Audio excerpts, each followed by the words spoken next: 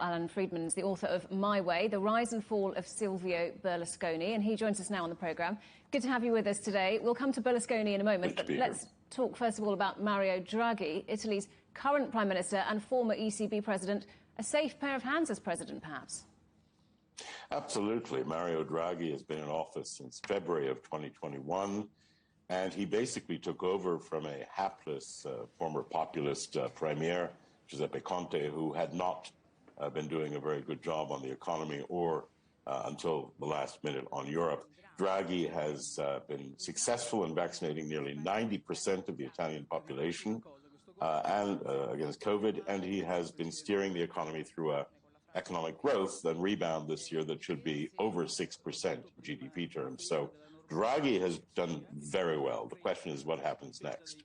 Well, if he did get the job, what would the implications be for Italy? It would, of course, have to find a new prime minister to replace him. Yes, indeed. There has been some talk of one of his close deputies, like the current Treasury Minister, being appointed as prime minister for 1 year. The problem is that some of Italy's populist parties, especially on the far right, have been provoking Draghi and making it more difficult for him to govern. And so it's no guarantee that a new government could survive and be effective for another year unless Draghi remained as prime minister. There is another school of thought that says Draghi should remain as prime minister until 2023 and have a president who is above the fray, perhaps a first woman president of Italy. That's being talked about as well. Well, all the candidates haven't revealed themselves yet, but we do know that Silvio Berlusconi's name is in the frame, a very different prospect to Mario Draghi. Yeah, I don't think Silvio Berlusconi should be described as a serious and likely candidate to become president of Italy. I believe that Silvio Berlusconi, who has himself proclaimed his desire for the job, has at least nominally the support of the center-right, meaning the far-right opposition post-fascists, the League, nationalists, and his own party, of course. But that's not enough to win the presidency. And it's difficult to see after the prestige of Mario Draghi, good old Silvio Berlusconi coming back. He's less distinguished than Draghi, to say the least.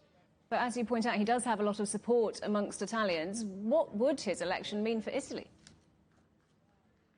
It's hard to imagine Silvio Berlusconi being elected president of Italy because, after all, he's someone who has been convicted for criminal tax fraud, and he does have a controversial past. If he were elected, I imagine Draghi could continue as prime minister until 2023, theoretically.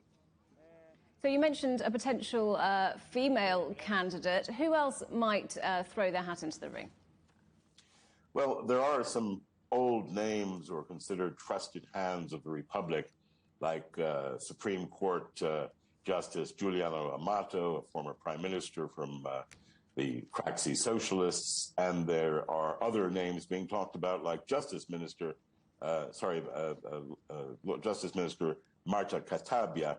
Right now, however, as your reporter accurately said, it's going to be a last-minute thing. If it isn't Draghi, there'll be another name. And Berlusconi, remember, may be playing a game where he lets his candidacy go forward, knowing his own allies don't really want him to go to the job, just so he can become the kingmaker behind the scene and put in somebody who he thinks will be favorable to his interests.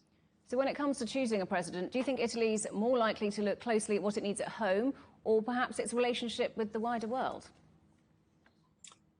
I think it is true that an Italian president, like if it were Draghi, who has prestige at a global level and personal friendships with many of world leaders, would be a great thing for the Italian president. It's also a good thing for the prime minister. He presided over the G20 successfully this past autumn. I think more importantly right now is this big crisis, because Italy has a dilemma on its hands.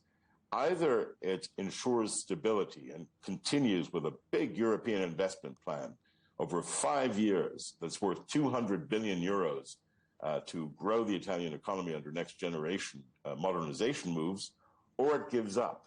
And many people fear that if Draghi is gone, other political prime ministers may not do a good job. So it's a big moment for Italy.